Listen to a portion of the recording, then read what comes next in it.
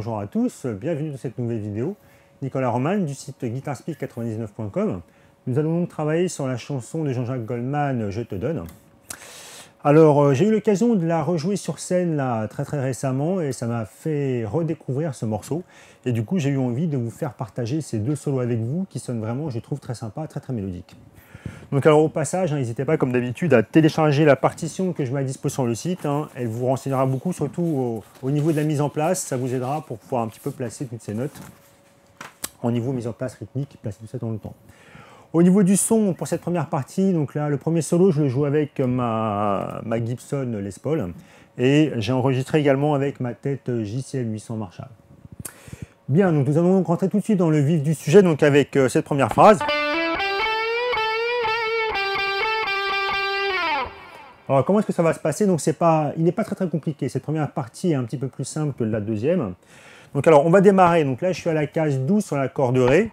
Je prends ça avec l'index au niveau de doigté, c'est plus logique à mon avis. On va faire un hammer sur la case 14. Case 12, hammer en 14. On arrive sur la corde sol à la case 12 également.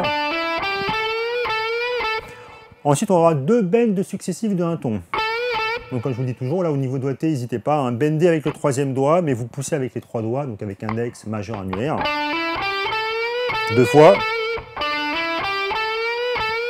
Vous relâchez le bend, vous réattaquez en 14 donc.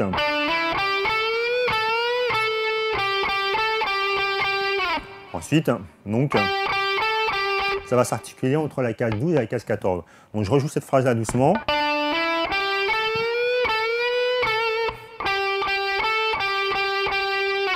Vous pouvez terminer légèrement avec un petit vibrato main gauche éventuellement. Refait. Voilà, et vous pouvez laisser mourir la note en remontant un petit peu vers le haut de votre manche. Ou le bas. Je ne me rappelle jamais si c'est le haut ou le bas par là. Bref, ça n'a pas tellement d'importance.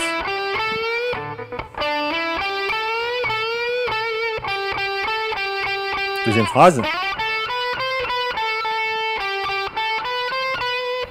Donc on va repartir de le slide, on va redémarrer jusqu'à la case 12. Okay, au niveau doigté, je la prends avec le troisième doigt. Ensuite on est sur la corde Si en case 10 et en case 12 également. Et on va monter jusqu'en case 13, donc c'est pas mal de faire ça avec le petit doigt. Au niveau doigté, n'hésitez pas, servez-vous du petit doigt, ça vous facilitera vraiment les choses. Et là au niveau de succession de notes, on a ça, case 10, case 12, case 13. Et là, on va articuler donc deux notes sur la case 10. À nouveau, également deux cases en 12. Je recommence.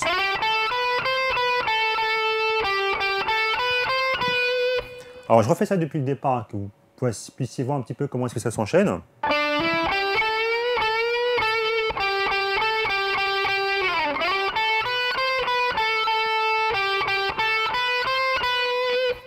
Encore une fois.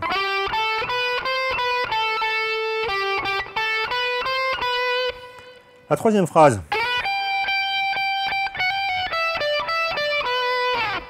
Donc là on va partir. On va également slider pour donner un petit effet sympa. Donc là, ce que vous allez pouvoir faire, c'est vous allez pouvoir directement barrer avec l'index. Donc là je suis sur la corde Si, je glisse jusqu'à la case 12. Et là, je prends avec le petit doigt, on est sur la case 15 de la corde Mi aiguë. Et là,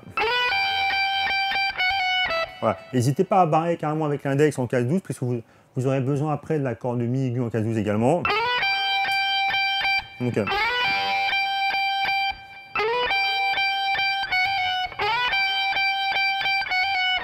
voilà, ça va se passer comme ça. Je refais un peu plus doucement. Donc là, on va faire, vous voyez, l'effet de hammer et de pull-off qui s'enchaînent.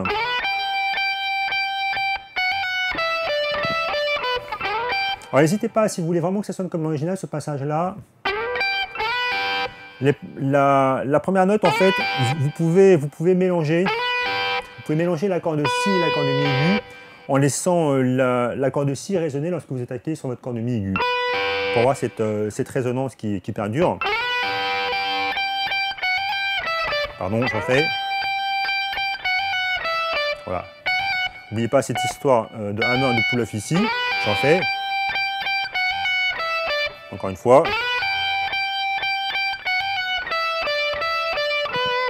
On va terminer comme ça. Je refais encore une fois.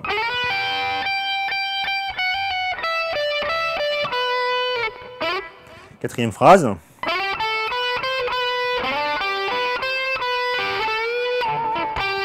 Encore une fois. Alors, là on reprend un petit peu, ça ressemble à la position précédente. On est toujours un petit peu dans les mêmes notes de toute façon. Donc là on va slider à la case 12. K10 sur l'accord de Si. 12, 13, 12. Là ce que vous allez faire, vous allez les barrer complètement. Et là on barre complètement avec l'index sur la case 12, sur les cordes Ré, Sol et Si.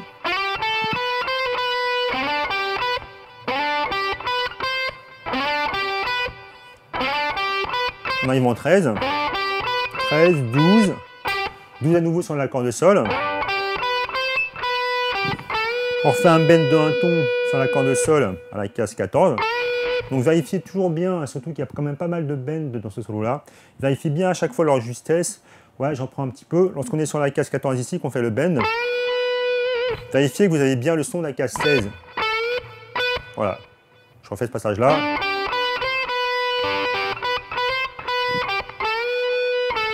Et on va terminer en 12 et là vous pouvez laisser un petit peu mourir un petit peu la note. Alors je reprends ce solo là doucement. Alors au niveau du départ, faites attention, ça ne démarre pas en début de mesure. Réécoutez bien l'original pour savoir exactement quand est-ce que ça démarre.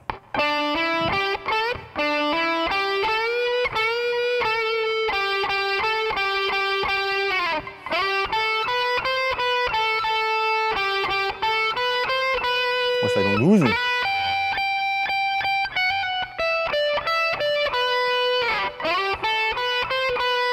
On barre. Le bend. Et là on s'arrête. Là c'est pareil, vous pouvez laisser, puisque après c'est le second solo qui démarre. Donc je vais en profiter pour changer de guitare.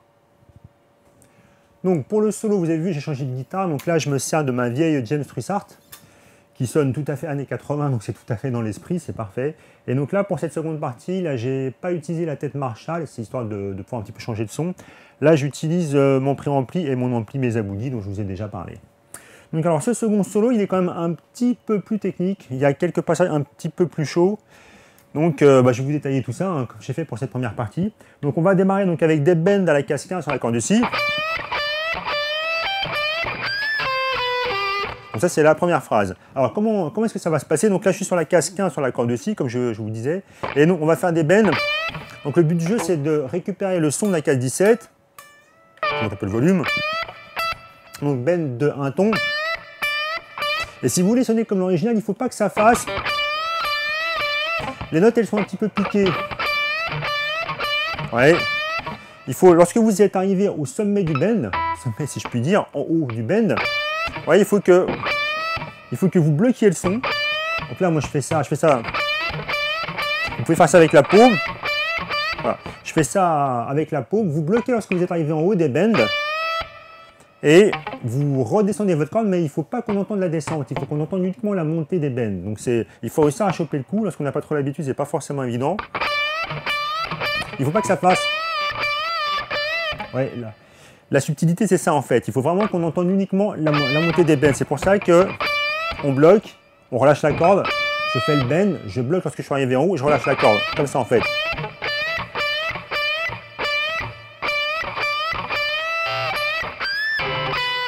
Alors je recommence. Donc pensez à ce blocage à chaque fois, hein, pour un petit peu piquer ces notes, les interrompre. Là, on va rajouter le petit doigt donc sur la case 15, toujours sur la corde de Mi aigu. On réattaque à nouveau le bend. Et là, on va faire ce qu'on appelle une harmonique artificielle. Donc, je vous ai déjà parlé de ce phénomène-là. J'ai dû en faire un rappel dans la vidéo de ZZ Top Groove Boy, les solos, je pense. Donc là, on est sur la case 13. Sur la corde de Si, on relâche la case 13, case 12, et on termine ça sur la case 12 de la corde de Sol. Donc je reprends un petit peu cette première phrase.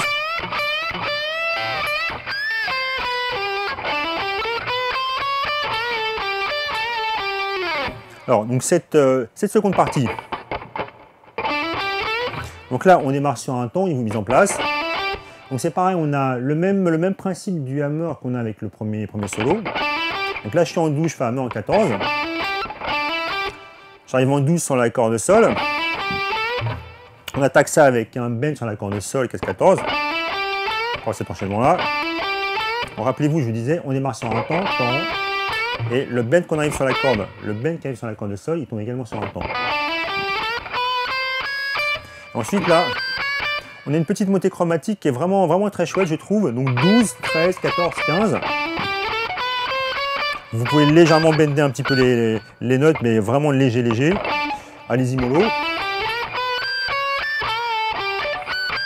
Vous pouvez aussi un petit peu placer des petites harmoniques par endroit pour un petit peu styliser la chose, on peut dire.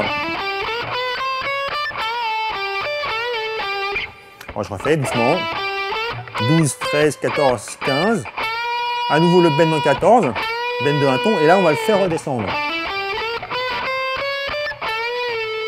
On arrive en 12. À nouveau la cascade sur la corde aiguë. Bend, redescendre du bend. Donc on va terminer ça en K12 sur la corde de sol. Alors, je refais cette phrase.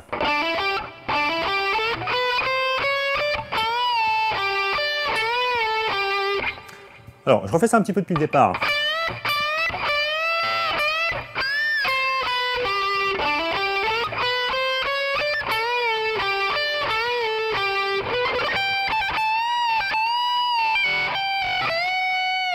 Alors, ce passage-là, bon, c'est pareil, là, c'est un petit peu technique. Il faut, en fait, le truc, pour avoir la vitesse de cet enchaînement-là, on va faire un petit sweep, en fait. C'est-à-dire, on va balayer les cordes. Évidemment, si vous avez travaillé le sweeping, ça va grandement vous faciliter. Donc là, on part. On démarre sur un temps. Alors, on va se mettre... Vous allez débarrer avec la case. Je baisse un peu le volume pour pas être embêté pendant que je parle. Donc, on va se mettre avec un barré sur la corde, avec l'index, sur les cordes si et mi aigu. On va rajouter le troisième doigt sur la corde de sol à la case 16, pour avoir cette position-là. Et au niveau du balayage, en fait, on va faire simplement un coup de main à temps. Donc, on va démarrer sur un temps. En fait, au niveau rythme, ça va faire double croche et croche. Puisqu'après, on tombe sur le temps qui suit, avec la case 17, qu'on prendra avec le troisième doigt, sur la corde de mi.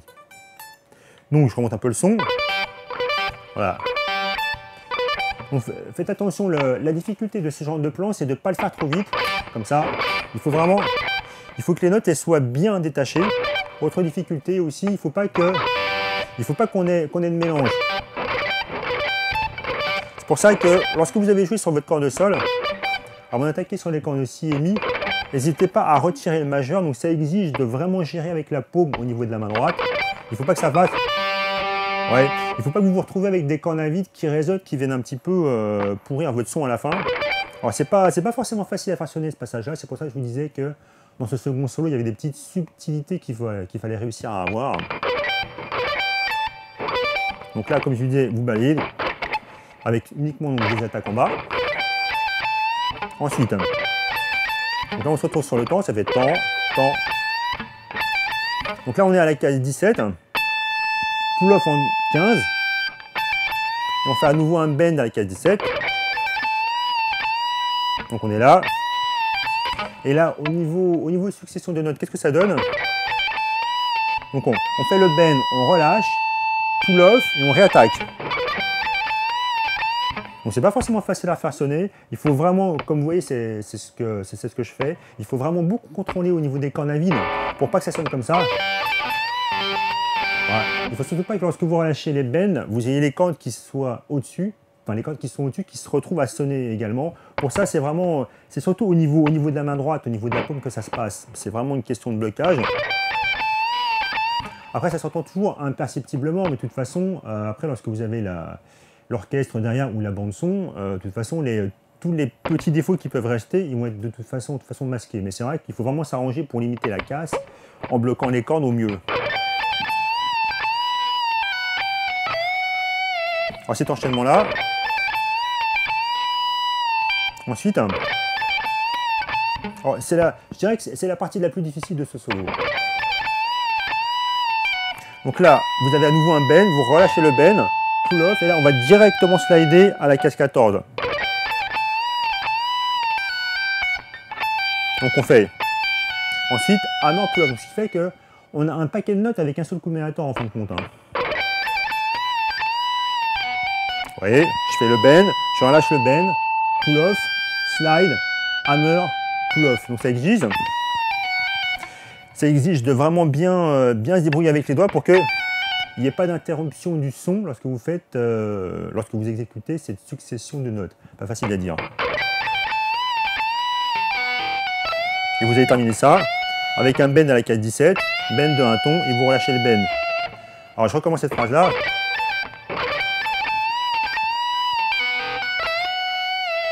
Doucement.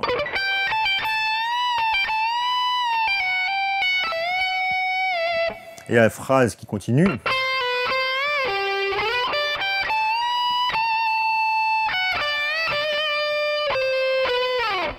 Encore une fois. Donc là, on s'est décalé.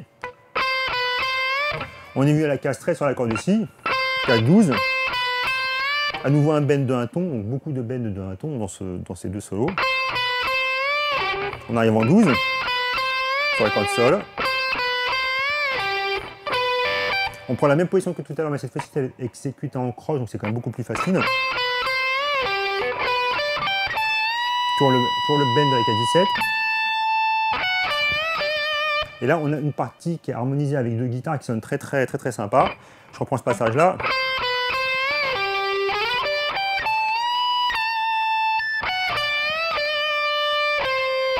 Donc là, on est. Donc là, je suis case 15. Sur le bend de un ton. Pardon. Je me suis trompé. On finit en 17 et en 16. Alors, je refais un petit peu cette dernière phrase.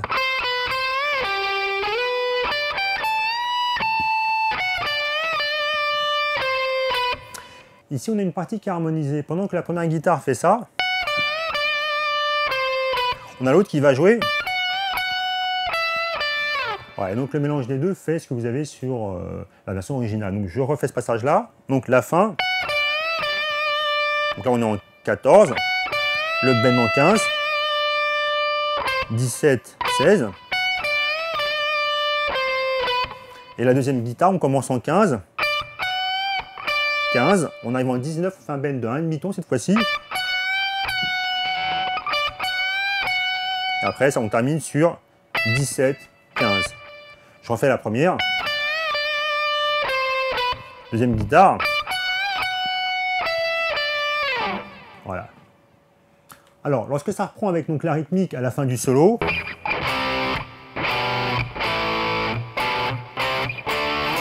alors cet enchaînement d'accords. Donc il faudra bien que vous fassiez attention comme d'habitude à la mise en place pour vraiment bien tomber avec les pêches de batterie au niveau du backtrack ou si vous la faites en concert. Donc là on va commencer, c'est quasiment que d'enchaînement de power chord. Donc là on est sur un Do 5. Petit rappel de cette position là, mais je le rappellerai qu'une fois parce que de toute façon après c'est partout les mêmes positions qui s'enchaînent. Donc là on est pour faire un power chord Do 5 avec index sur l'accord de La à la case 3. Troisième doigt sur l'accord de Ré, case 5. Petit doigt sur l'accord de Sol, case 5. On va voir cette succession de notes. On joue ça que sur 3 cordes. Ensuite, alors, la descente. Là, on va un petit peu changer de position. On arrive donc cette fois-ci. On va conserver les cases 5 sur la corde Ré et la corde Sol. Mais on peut barrer ça avec le petit doigt pour après, parce qu'on va récupérer la case 2 avec l'index sur la corde La pour avoir cette descente. Ensuite, on prend notre barré du La habituel. Donc là, je barre sur 2 cordes, enfin 3 après, peu importe. Hein. Et le but du jeu, c'est d'avoir la corde La à vide, la case 2 sur la corde Ré et la case 2 sur la corde Sol. Donc on aura cette descente-là. On remonte. Là, on passe sur un Ré 5. Même position, mais prise à la case 5. Et Mi 5, même position, prise à la case 7. Et là, vous pouvez monter progressivement la volume avec la forme de votre attaque. Donc je fais ce passage-là. Pardon.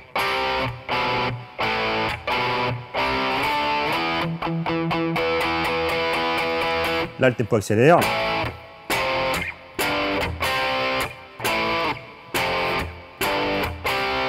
Alors cet enchaînement-là, pareil, uniquement des power chords. Donc là, on est sur un La5. Là, c'est exactement le même genre de position qu'on vient de voir, mais sauf qu'on va décaler ça, on va remonter ça d'une corde par le haut. Donc là, pour faire le La5, index sur la corde La, casse 5. Troisième doigt sur la corde Ré à la casse 5. Non, je me suis trompé dès le départ, excusez-moi. Sur la corde Mi grave, casse 5. Sur la corde La, casse 7. Et sur la corde Ré, casse 7. On voit cette succession de notes. Donc là, on est sur rythmiquement, on est sur un temps. Alors, chose très importante, lorsque vous avez des enchaînements comme ça avec des interruptions de son. Vous voyez comment ça se passe, à chaque fois on va venir bloquer, c'est comme pour le riff d'Highway to Hell ou tant d'autres. Dès que vous avez à gérer un silence, il faut que vous posiez la paume de la main droite sur vos cordes pour pas que ça fasse ça. Ouais, c'est pas la peine. Là, vous n'aurez pas du tout de silence, on n'entendra pas les reverbs, ni rien du tout. Donc là, on est sur... Tiens, en parlant de reverb, il y a un petit détail que j'ai oublié. Pour les solos, j'ai également utilisé un délai que j'ai réglé à 480, de façon à avoir donc, la répétition du son, et une légère reverb pour pouvoir un petit peu approfondir tout ça. Donc, et sur la partie rythmique, d'ailleurs, vous avez entendu, sur la rythmique, je coupe le délai, je ne laisse plus que la reverb. Voilà. Donc ça, c'est l'explication au niveau des effets rapidement. Donc, c'est parti.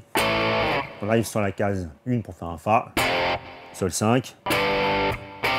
Et on va revenir ensuite sur la position du Do 5. Donc, au niveau de la mise en place, donc on est sur, ça va être temps, et. Vous voyez que lorsqu'on arrive sur le Do 5, on est sur un contretemps. Comme je vous disais, rappelez-vous, gérez bien au niveau des blocages ici pour bien gérer les silences. Et ce qui n'est pas forcément évident lorsqu'on n'a pas trop l'habitude, c'est que il ne faut surtout pas, lorsque vous gérez des silences comme ça, ce qui est vachement important, je le vois un petit peu avec mes élèves, ils ont des fois un petit peu du mal. Il ne faut surtout pas relever la paume avant d'attaquer derrière. Sinon, qu'est-ce qui va se passer? Si jamais on lâche les cordes avant de jouer, bah, du coup, le silence, il va un petit peu partir. On va introduire des sons parasites avant que l'accord doive intervenir. Donc, il faut vraiment... Vous voyez que il faut vraiment... Si je vous fais ça, par exemple, avec uniquement le son du Do 5 ici, vous voyez que c'est surtout pas quelque chose comme ça. Donc là, je joue, je bloque, mais je ne viens pas relâcher avant de rejouer, parce que si je monte un petit peu le volume pour augmenter les gains, si jamais je lâche trop tôt, vous voyez qu'est-ce qui se passe? À chaque fois, on entend les cordes qui se relâchent. Donc il ne faut surtout pas faire ça. Donc jouer, bloquer c'est bien, mais relâcher avant. Ouais, qu'est-ce qui se passe si vous écoutez? Là je bloque, mais je relâche trop tôt. Du coup, on entend du son. Donc ce qui est important, c'est qu'il faut réussir à être bien synchro au niveau du blocage et au niveau de la réattaque du Médiator. On joue, on bloque, et on va relâcher vraiment synchro, c'est-à-dire que je lâche au moment où je rattaque. Ni avant ni après, parce que si vous lâchez trop tard, bah évidemment, vous avez un son bloqué. Il faut bien sûr relâcher au moment de l'attaque. Je baisse un peu le volume pour avoir un petit peu moins de gain. Ouais, c'est vraiment, même si je le fais à fond,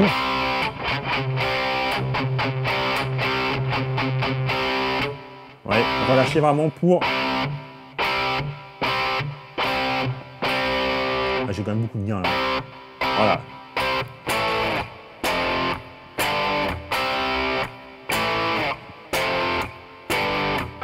Ensuite,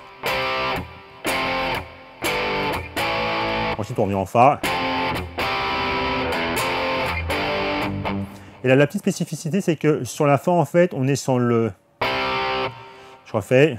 Vous voyez qu'on va venir sur un des derniers accords, lorsqu'on fait le Do, on va façonner l'accord de Mi grave avec. Ça fera... Alors, je refais un petit peu cet enchaînement-là depuis le départ. Alors, n'hésitez pas, hein, vous pouvez un petit peu slider d'ailleurs. Comme ça. Attention à la mise en place. Temps, et donc entre deux, on recommence. Ensuite, on reste ici. Fa. Le Do 5 avec le Mi grave dont je vous parlais tout à l'heure, on monte. Et ça recommence.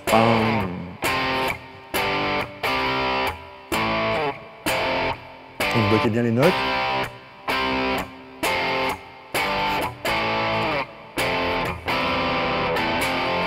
Là, ça repart. Ensuite, la rythmique, de toute façon, c'est la même succession d'accords.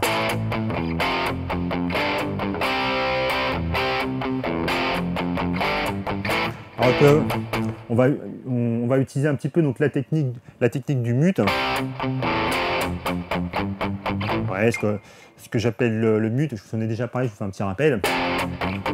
C'est ce que je faisais tout à l'heure, c'est-à-dire qu'on va venir bloquer avec la paume. Et on va jouer principalement sur l'accord du mi grave en fait. Ouais, donc pour pouvoir muter ça, je vous disais, vous posez simplement la paume sur les 2 premiers centimètres de corde, voilà, pour avoir ce son bloqué.